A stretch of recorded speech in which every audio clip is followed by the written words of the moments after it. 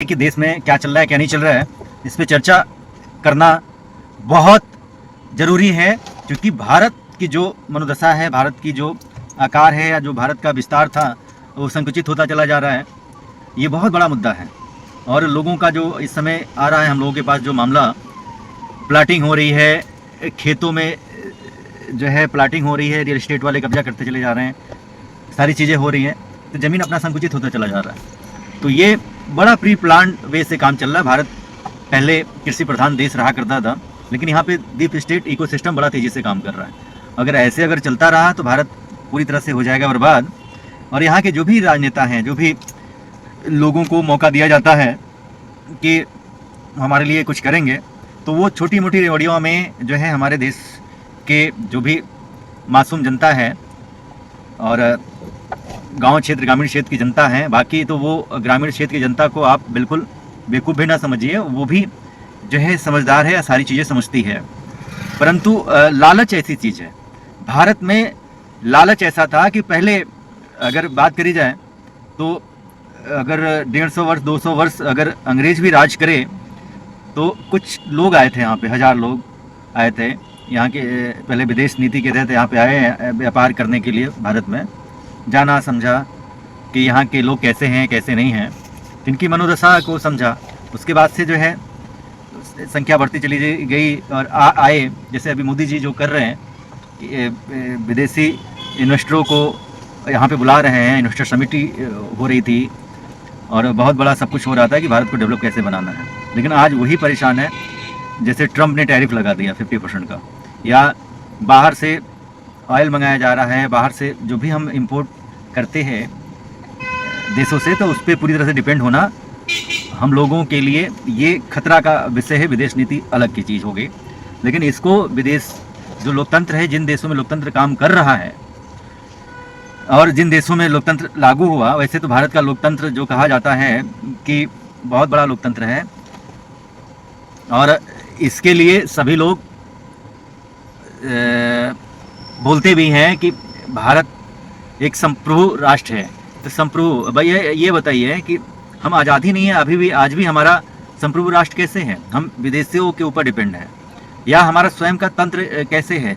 स्वतंत्र हो गए, बोलते हैं कि हम स्वतंत्र हैं, लेकिन गुलामी का ही पूरा हम लोगों ने ठेका ले रखा है और वही गुलामी का ही कानून चल रहा है। गुलामी की हमारी पुलिस व्यवस्था चल रही है, गुलामी की हमारी न्याय व्यवस्था चल रही है, गुलामी की हमारी एजुकेशन सिस्टम चल रहा है, मैकाले वाला गुलामी का ही हमारा पूरा सिस्टम चल रहा है। और जो हमने बारंबार बोला है कि जो तलवार के डर पे ये मुगल नहीं कर पाए, और यही अंग्रेज़ों ने तलवार के डर पे किया था, और यही कांग्रेसियों ने यहाँ पे कानून बना करके किया, जो कि ये भी सब डीप स्टेट का इकोसिस्टम का हिस्सा रहे, इसलिए देश का बंटवारा करा दिया। तो इसको बारंबार आप लोगों को बताया जाता है, और गांव के लोग को बस रेवड़ियाँ से मतलब है, फ्री की रेवड़ियाँ से मतलब है, और ज्ञान से वंचित किया जाता है इसीलिए। और जो हमारी गुरुकुल शिक्षा थी, इसको ख़त्म कर दिया गया। सरस्वती शिशु मंदिर की शिक्षा थी, इसको लगभग कोई लेना नहीं चाहता है। माननीय लोग भी कहते हैं कि विदेशी परंपरा, अरे भैया आप ऐसा बनाओ, विदेशी एजुकेशन अगर हम लोग लेंगे, मैकाले का एजुकेशन सिस्टम लेंगे तो हम विदेश से बात कर पाएंगे, समझ पाएंगे। अरे भाई, दुनिया की नज़र भारत के ऊपर है और दुनिया भारत को जानना और समझना चाहती है, सनातन संस्कृति को समझना चाहती है, भारतीय संस्कृति, भारतीय परंपरा और सभ्यता को समझना चाहती है। आप वहाँ सीखना चाह रहे हैं, अरे ऐसा बनो, ऐसा संप्रभु बनो, ऐसा मजबूत बनो कि लोग आपसे सीखें और भारत की संस्कृति, भारत की भाषा बोलें। लेकिन हमारे यहाँ माननीय राजेश्वर सिंह जी हैं, वो शिक्षा दे रहे हैं हमारे यहाँ विधानसभा में, और इंस्टीट्यूशन खोल रहे हैं, तमाम चीज़ें कर रहे हैं विदेशी शिक्षा को लेकर के।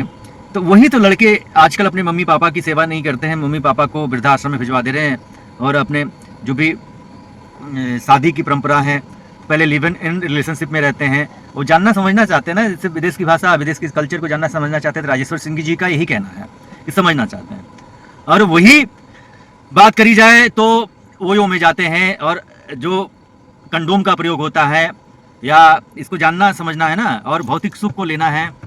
जैसे विदेशों में मैकाले ने किया था कि कॉन्वेंट का मतलब लावारिस होता है, जो नाजायज़ पैदाइश होते हैं, यानी कि सीधा सीधा कहने का ये मतलब है कि जो बच्चे वहाँ पर कूड़े में फेंक दिए जाते थे, जो अवैध तरीके से पैदा होते थे अयासी मनोरंजन से, चकला खाना से।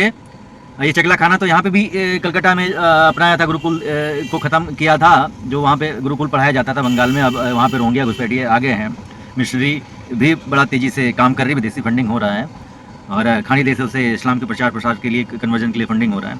तो ये चीज़ें जो राजेश्वर, चूँकि उनको भी यही कल्चर मिला हुआ, अपनी बेटी भी बाहर पढ़ा रहे हैं ना, तो राजेश्वर जी को, माननीय विधायक जी को मैं ये कहना चाहूँगा कि आप ऐसी शिक्षा दीजिए, गुरुकुल खुलवाइए यहाँ पे ना सरोजनी नगर विधानसभा में, तो वो बच्चे जो होंगे वो राम की बात करेंगे और लक्ष्मण की बात करेंगे, भरत शत्रुघ्न की एकता की बात करेंगे, एक होने की बात करेंगे, तोड़ने की बात नहीं करेंगे। अब आजकल ऐसी शिक्षा है कि लड़कियां जो आ रही हैं लिव इन रिलेशनशिप से होकर के, अनवांटेड का और कंडोम का प्रयोग करके, या विदेशी शिक्षा लेके यो से होकर के, और एक उम्र पार हो जा रही है, जो बच्चा करने की उम्र होती है, उस उम्र में ये सब दारू पी रही हैं, ड्रग्स ले रही हैं, स्कूल कॉलेजेस में जो है ड्रग्स पहुंचाया जा रहा है, चरस पहुंचाया जा रहा है, गांजा पहुंचाया जा रहा है लगातार, और यहाँ के नस्लों को ख़राब किया जा रहा है। तो वही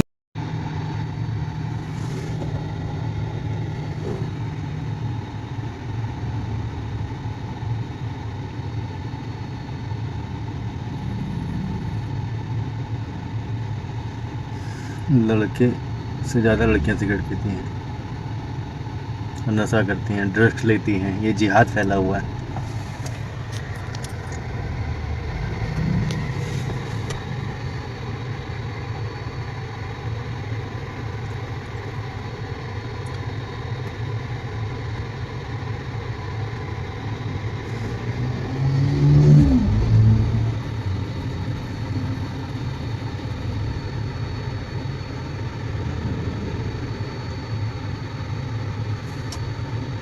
Girls enjoy with smoking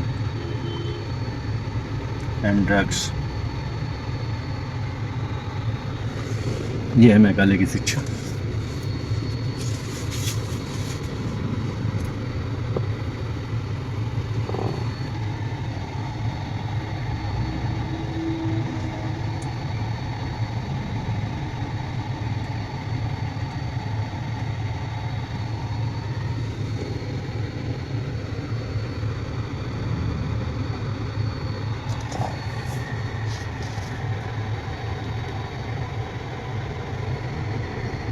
बच्चे बर्बाद हो रही हैं।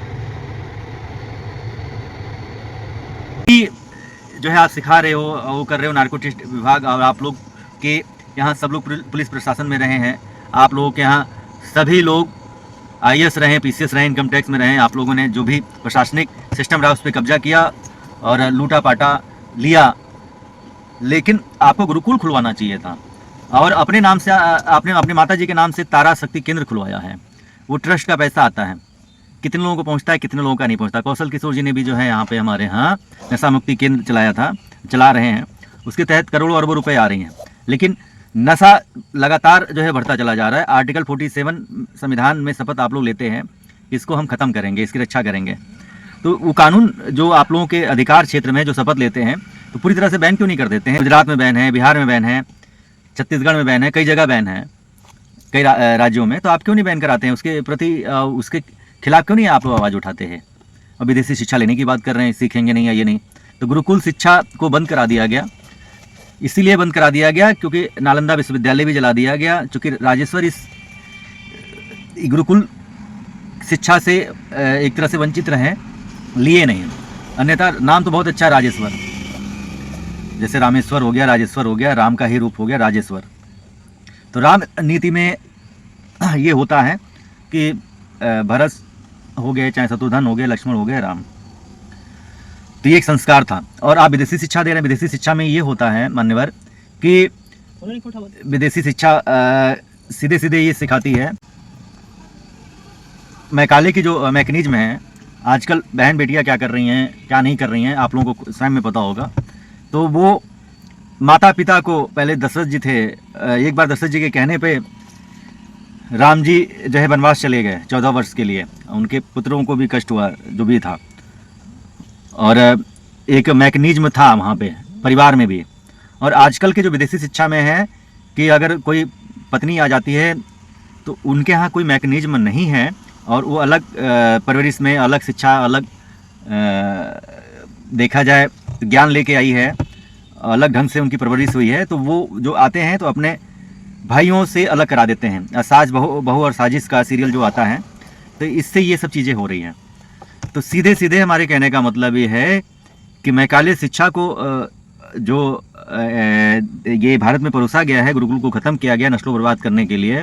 नालंदा विश्वविद्यालय जला दिया गया, तक्षशिला विश्वविद्यालय जला दिया गया, विक्रमादित्य विश्वविद्यालय जला दिया, ऐसे 10 हमारे विश्वविद्यालय थे और कई महीनों तक जलती रहीं। आक्रांता है, हम लोग के अंदर एकता नहीं थी।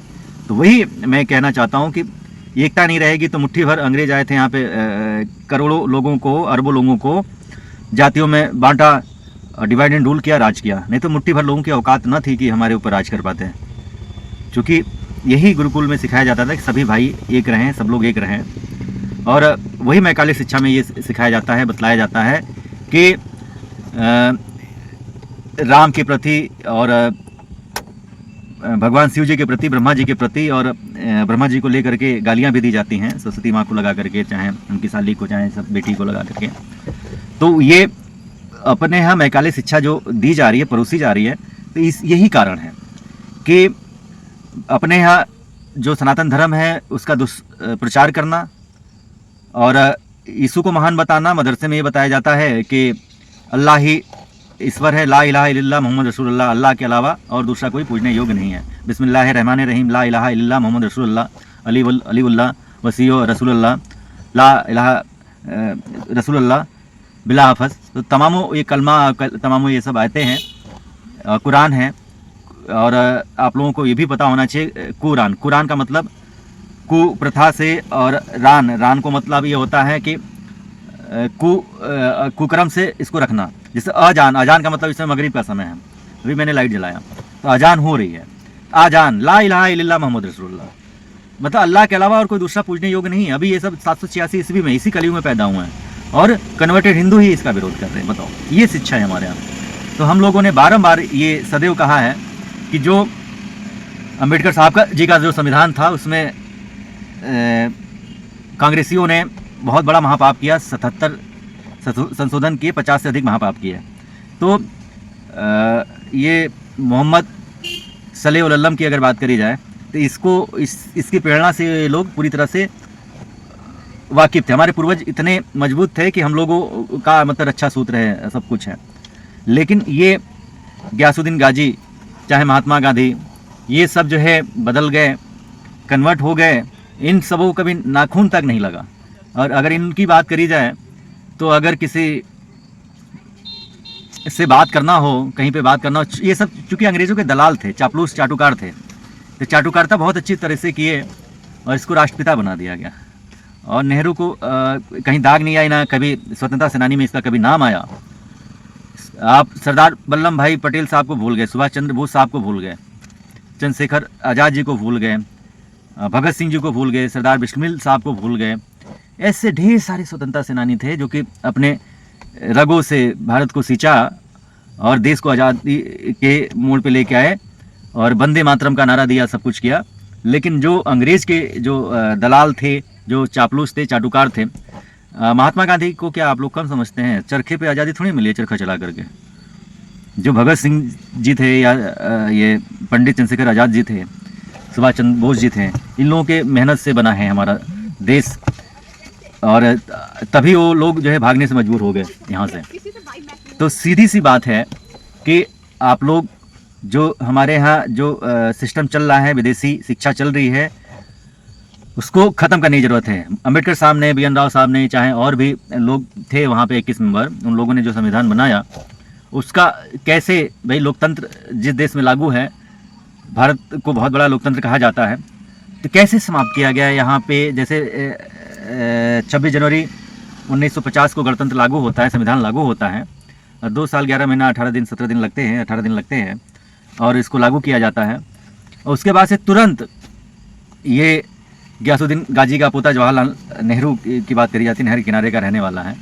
तो ये कैसे एक कानून बनाता है जिसमें ये करता ये है कि इंडोरमेंट एक्ट एक लेके आता है। इंडोरमेंट एक्ट में ये होता है कि मठ मंदिरों को अपने कब्जे में लेना, उनका जो भी, जैसे मान चलो कि हमारे यहाँ 40 लाख मठ मंदिरें हैं, तो उसका जो पूरा पैसा जो है 40 लाख या अब तो बहुत ज़्यादा हो चुके हैं, तो वो सरकार के कंट्रोल में है।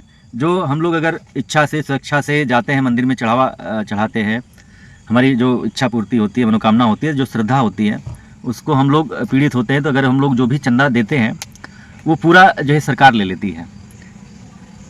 और वही चर्च को इन सब जो जैसे मान चलो कि अगर लेना था तो आपको चर्च को भी लेना था और मदरसा और मस्जिद को भी लेना था, लेकिन इनको अपने कंट्रोल में नहीं लिया, केवल मठ मंदिरों को लिया गया।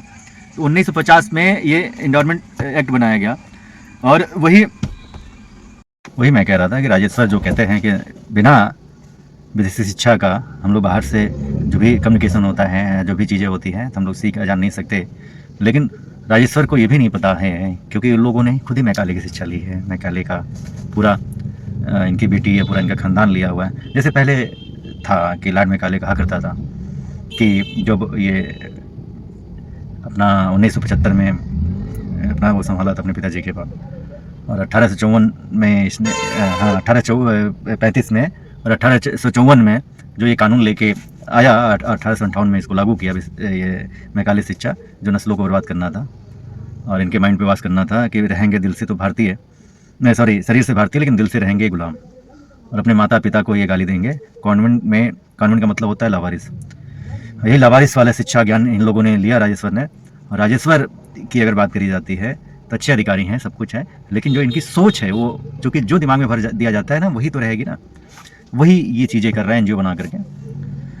तो अपना वो भी मैकाले कहा करता था कि जो हमारे मतलब मिशनरी स्कूल से पढ़ के आएगा, कॉन्वेंट स्कूल से पढ़ के आएगा, गुरुकुल इसलिए ख़त्म किया गया, शिक्षा से वंचित किया गया। जो हमारे कॉन्वेंट स्कूल, मिशनरी स्कूल जो खोले जा रहे हैं, जो उससे पढ़ के आएगा, उन्हीं को अनिवार्य कर दिया था कि वो हमारे शासन में, हमारे कार्यकाल में और हमारे यहाँ जो है काम कर सकेगा, और उन्हीं को जो है ISPCS बनाया जाएगा, और वही हमारे यहाँ सैनिक रहेंगे, वही लोग हमारे यहाँ चाटुकार बन के रहेंगे, उनको ही सैलरी आजीविका पार्जन। अब वही अंग्रेजी ही कानून आज भी काम करे, जेलों में देख लीजिए, चाहे कोर्ट कानून है, चाहे पुलिस व्यवस्था में, अपने लोगों को सताते हैं, मारते हैं, पिटते हैं।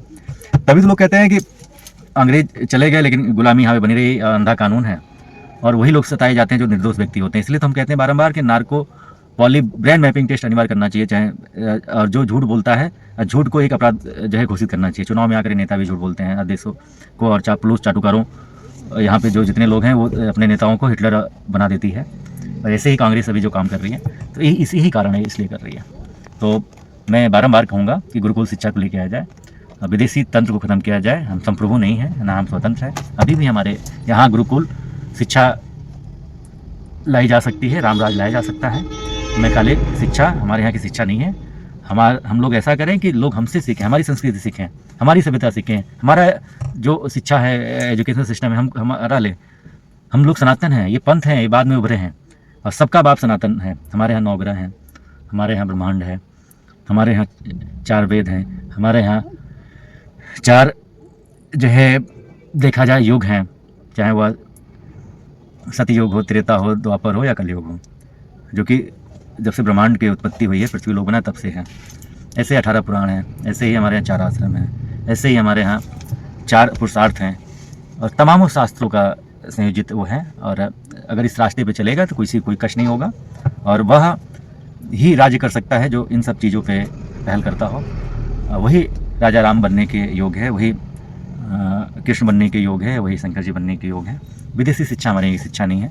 हमारे पूर्वजों ने जो किया, आज हम सुरक्षित हैं। जो कायर थे या जातियों में बढ़ गए, वही आज इस्लाम को अपना लिए। ऑफर हमको भी आता रहता है, लेकिन हम कट्टर सनातनी हैं। हमारा इतिहास अगर जानना हो तो कभी भी डिबेट कर लें, या हमारी जन्म कुंडली उठा के देख लें कि मैं कभी भी इस्लाम धर्म को कबूल नहीं किया। हमको चांस भी मिला था, सब कुछ मिला था। ये पुलिस रजिस्टर्ड में भी दर्ज है, और बहुत बड़ा मामला हुआ था। तो मैं अपने सरकारों से बारंबार कहता हूँ, इसमें अमेंडमेंट लाने की ज़रूरत है, राष्ट्रवाद को अपनाने की ज़रूरत है।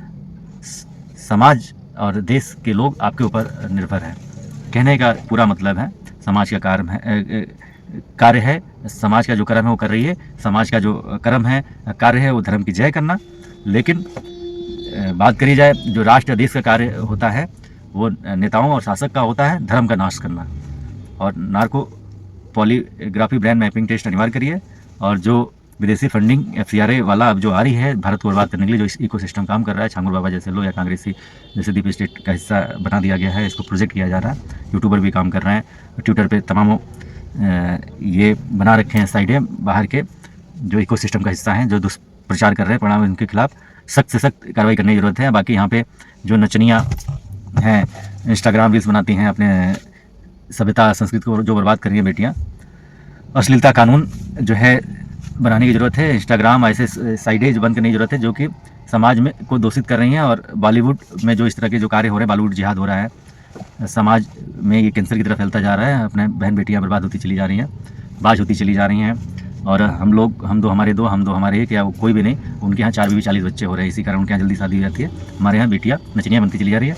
और इन सब चीज़ों, विदेशी सभ्यता, विदेशी कपड़ों को, विदेशी नाच गाना और शिक्षा को परिवर्तित करने की ज़रूरत है। आप लोग समझदार हैं, सहयोग करें और वीडियो को आगे से आगे बढ़ाएं। यही मेरी आप लोगों से निवेदन है। अगर कोई भी हमसे अनजाने में गलती हो गई हो तो आप लोग माफ़ करें, परंतु इसको गहन अध्ययन करें कि क्या सही है क्या गलत है। इसको आप लोग आगे बढ़े। वीडियो समाज जागेगा, जब हम जगे तो देश जगेगा, हम सुधरे तो जग सुधरेगा। धर्मो रक्षति रक्षिता, वंदे मातरम, भारत माता की जय हो। हर हर महादेव।